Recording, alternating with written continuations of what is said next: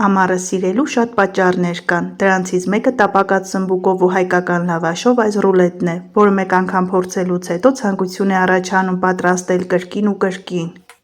Սմբուկը կեղևազատում ենք, վրանաղ ենք ցանում, թողնում ենք 10-ից 15 րոպե, որպեսզի դառնա համը դուրս գա։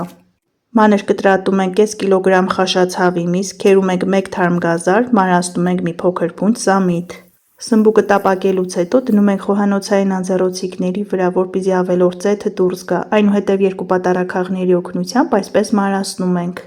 Մեզ անհրաժեշտ է 2 մեծ լավաշ, կտրում ենք ծայրերը, առաջինի վրա քսում ենք կաթնաշոռային պանիր, դնում ենք լավաշի հաջորդ շերտը։ Կրկնում ենք գործողությունը, այս անգամ ավելացնում ենք նաև 2-ից 3 ատամիկ սխտոր։ Համաչափ տարածում ենք տապակած սմբուկն ու գազարը և որպեսզի միջուկը չոր չստացվի, կօգտագործենք 2-ից 3 ճաշի գթալ թթվասեր։ Հաջորդիվ ավելացնում ենք հավի միսը և սամիթը, վերջում համեմում ենք աղով և սև պղպեղով։ Այս ռուլետի բաղադրիչները այնքան իդեալական են համադրված, որ 1 կտորով անհնար է բավարարվել։ Ըստ ցանկության կարելի է օգտագործել 1 բուռ մարացրած ընկույզ կամ տապակած սունկ, այդպես էլ շատ համեղ է ստացվում։